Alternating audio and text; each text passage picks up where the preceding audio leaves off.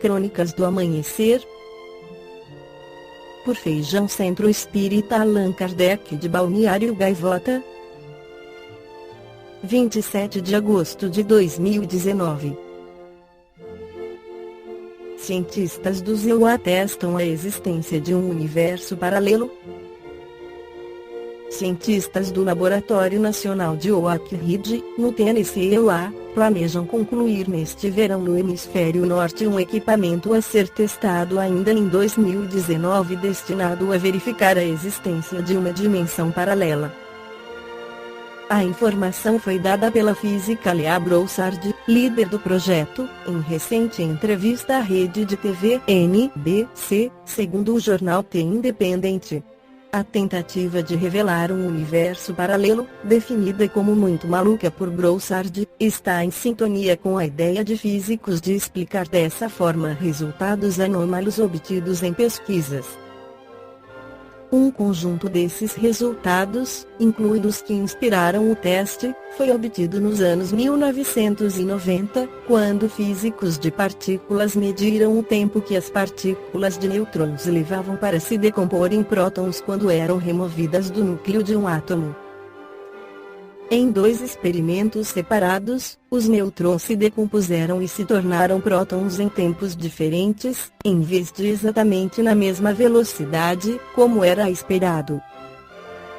Um mundo paralelo seria uma explicação plausível para essa diferença. Haveria dois tempos de vida diferentes de nêutrons, e pode ser que cerca de 1% deles cruze a fronteira entre nossa realidade e o outro mundo antes de voltar e emitir um próton detectável. Barreira intransponível. O novo experimento disparará um feixe de nêutrons rumo a uma parede impenetrável. Do outro lado dela, um detector de nêutrons será instalado. A princípio, esse detector não captará nenhum nêutron presente além da parede. Mas se alguma dessas partículas for registrada, os pesquisadores sugerem que ela poderia ter cruzado a parede oscilando no mundo paralelo e ressurgindo na nossa realidade física. Apenas aqueles que podem oscilar e voltar ao nosso universo podem ser detectados, disse Broussard à revista New Scientist no mês passado. Além disso, os pesquisadores montarão campos magnéticos em ambos os lados da parede, cuja força poderá ser alterada. Especula-se que certas forças poderiam ajudar na oscilação das partículas. Por enquanto, os participantes não imaginam encontrar evidência do universo paralelo. Eu espero medir zero, disse Broussard sobre os testes iniciais. Mas a detecção de um nêutron do outro lado da parede significaria uma revolução. Se você descobrir algo novo como esse, o jogo muda totalmente, afirmou a física NBC. Allan Kardec em Zero Céu e o Inferno, no cap 4, itens 1, 5, 7, comentando sobre o inferno, registra que na antiguidade o homem acreditou, por intuição, que a vida futura depois da morte seria feliz ou infeliz, conforme o bem ou o mal praticado neste mundo. Tanto os antigos quanto os cristãos localizaram o reino da felicidade nas regiões superiores, nas regiões inferiores cavidades sombrias, terríveis, no centro da terra estariam os condenados aos suplícios eternos. Por analogia, verifica-se que o inferno dos pagãos tinha, de um lado, os Campos Elíseos e do outro, o Tártaro. No Olimpo, situado nas regiões superiores, localizava-se a morada dos deuses e dos homens divinizados.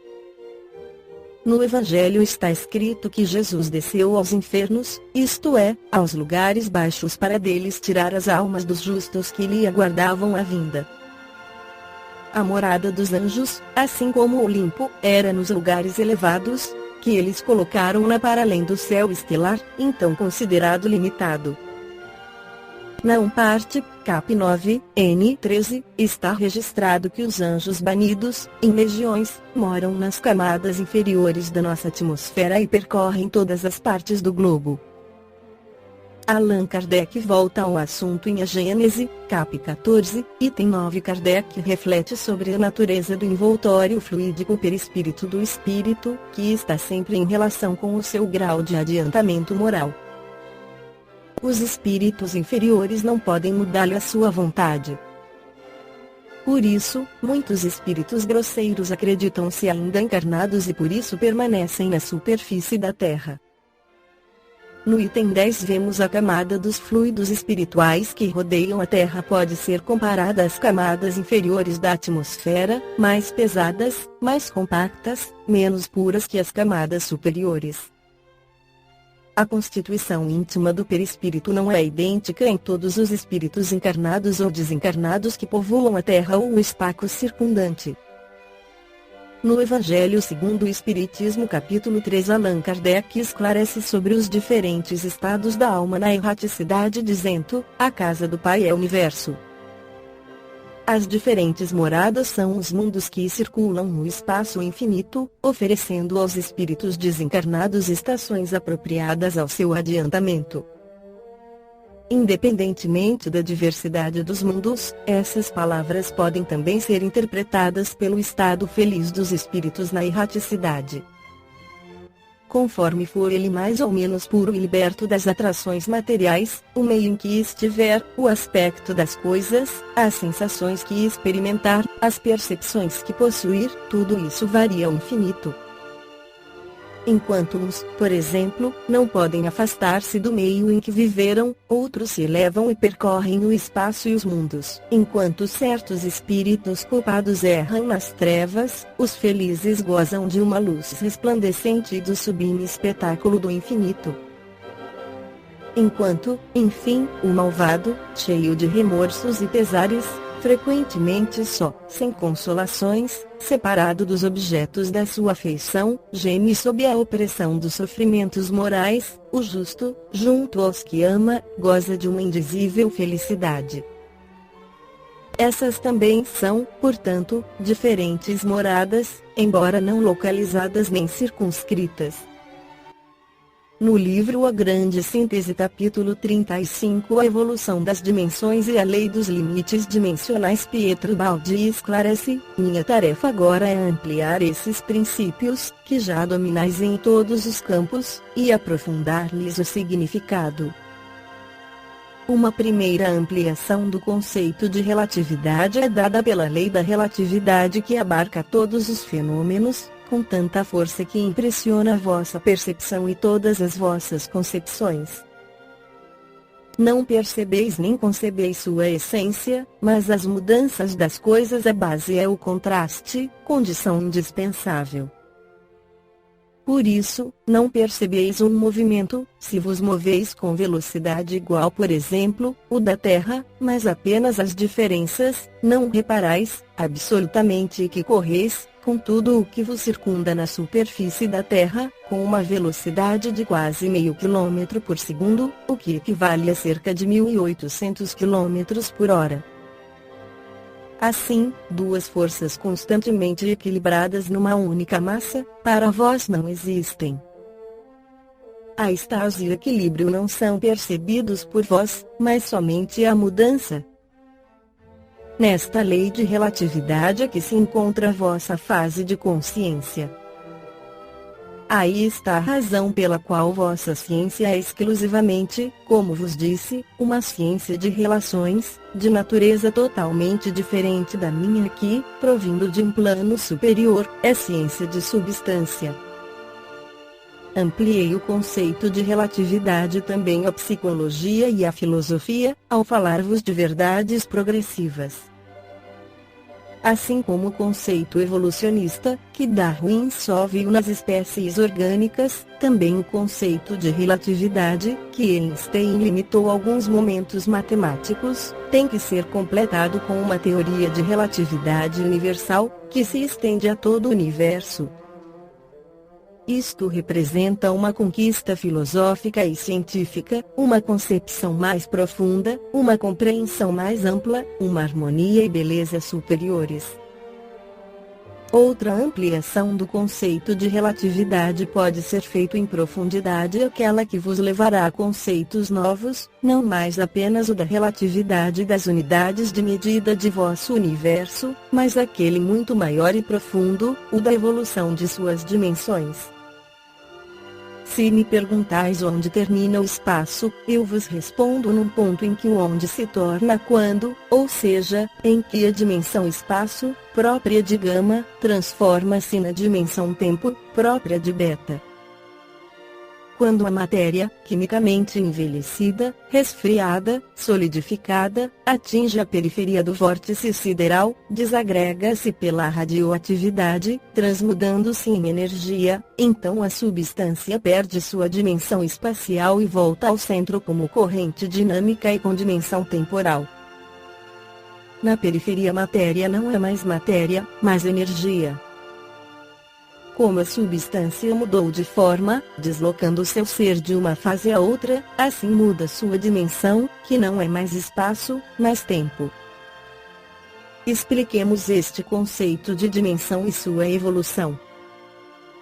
Vosso conceito de um espaço e de um tempo absolutos, universais, sempre iguais a si mesmos, corresponde a uma orientação puramente metafísica, que inconscientemente matemáticos e físicos introduziram em suas equações. Esse ponto de partida, totalmente arbitrário, vos levou a conclusões erradas, colocou-vos diante de fenômenos que se transformam em enigmas, perante contradições sem saída e conflitos insanáveis, de todos os lados, cerca-vos o mistério. Na realidade, somente encontrais, como vos disse, um tempo e um espaço relativos, cujo valor não ultrapassa o sistema eles relativo. Mas há mais. Eles são apenas medidas de transição, em contínua transformação evolutiva. Esforçai-vos em acompanhar-me. Se vosso universo é finito como vórtice sideral, o sistema de universos e o sistema de sistemas de universos é infinito.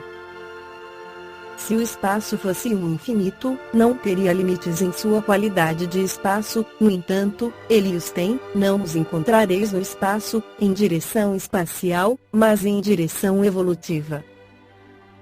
Deste conceito, ao qual já acenamos, chegamos agora à novíssima concepção. Os únicos limites do espaço são hiperespaciais, isto é, são no sentido do desenvolvimento da progressão evolutiva e exatamente na dimensão sucessiva. Ou melhor, se quiserdes um limite para o espaço, só o encontrareis nas dimensões que o sucedem e o precedem. Pormenorizemos, ainda. Cada universo tem uma medida de unidade própria, que consiste em sua dimensão. Como se passa, por evolução, de uma fase para outra, como vimos na transmutação das formas da substância, em que os universos aparecem e desaparecem, assim, por evolução, passa-se de uma dimensão a outra e as unidades de medida do relativo aparecem e desaparecem. Tudo que é relativo, portanto, também a dimensão que é sua medida deve, como relativo, nascer e morrer. Assim, as dimensões evoluem com os universos acompanhando as fases que estudamos. Do conceito de dimensão relativa, passamos ao de progressiva.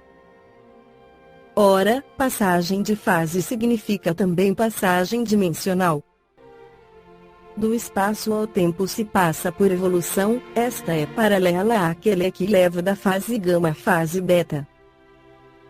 Existe, pois, uma lei a que chamaremos de lei dos limites dimensionais, que pode ser assim enunciada: os limites de uma dimensão são dados pelos limites da fase de que ela é a unidade de medida, eles encontram-se no ponto em que, por evolução, passa-se de uma fase a outra, isto é, onde ocorre a transformação de uma fase de sua dimensão na fase e dimensão sucessiva. Esta foi a crônica do amanhecer de 27 de agosto de 2019. Por Feijão Centro Espírita Allan Kardec de Balneário Gaivota. Que a paz esteja com todos.